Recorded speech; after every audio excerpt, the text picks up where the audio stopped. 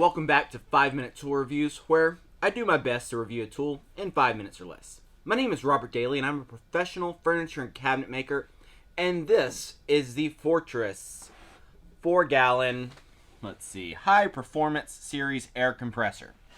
Now, if you've ever seen my channel before, you know that I tend to gravitate towards the more luxury tools, premium tools. This is the Harbor Freight air compressor, which is normally the other end of the spectrum.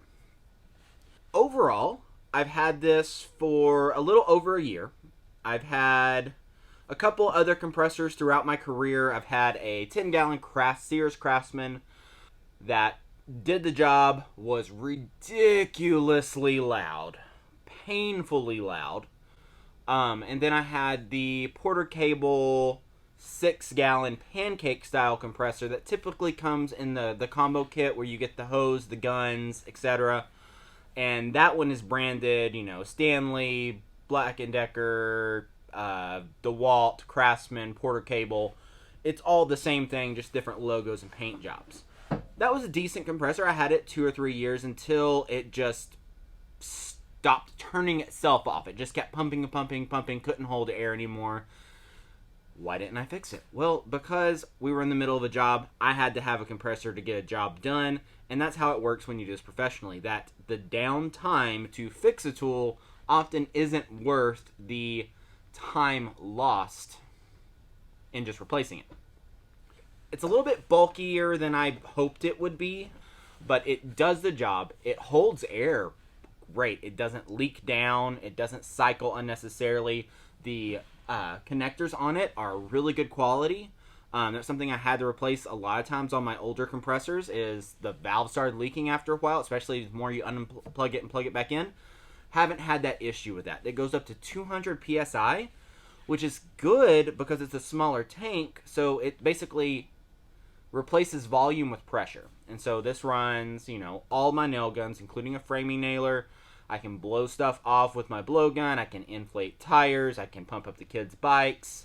I can do all those things. Noise-wise, this is actually the quietest compressor I've owned. A lot of you will have experience with the pancake-style compressors because they're just a really good price. This is more expensive. I think this is about $200. I'll have to look it up. I'll post it in the description.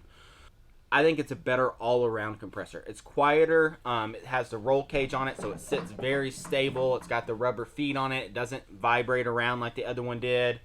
And weirdly enough, the tone that this one produces is more pleasant. It's not one of the ultra-quiet series that they have, but it's quieter than the others, and the tone of it is less grating to your ears. You don't want to stab yourself in the head with a screwdriver having to listen to it cycle. And because it's a smaller tank, it cycles pretty quick. And because it's got a lot of pressure, it doesn't need to cycle that much. So here's what you have feature-wise with this guy. 2 ports to plug in 2 tools at the same time. Of course, you can get the splitters and do 3 or 4. And then you have your, let's see, what is this one? This is your pressure gauge, and right now I'm at 150 pounds because it's been unplugged probably a week or more. I haven't used it all. So yeah, it has bled down slightly from 200 PSI.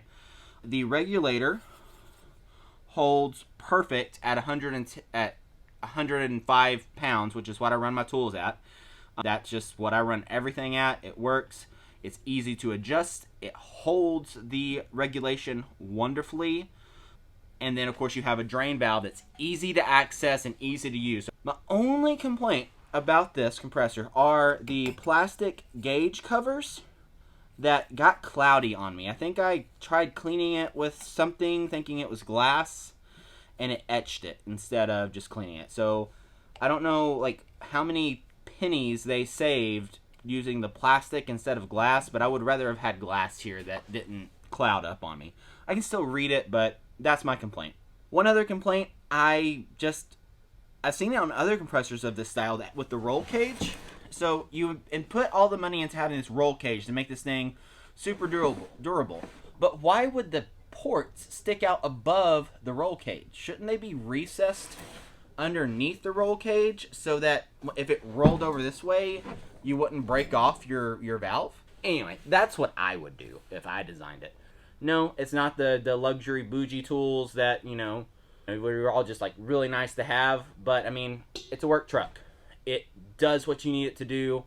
It sits out of the way, and I forget about it until something prompts me to, like, hey, I haven't drained this thing in way too long. I should probably go drain it. And that's all I ever think about. So there you have it. This is the Fortress High Performance Series air compressor. It's 4 gallons, up to 300% more run time than Asterisk. Cold start -20. I'm in Texas. That'll never happen here. 200 PSI.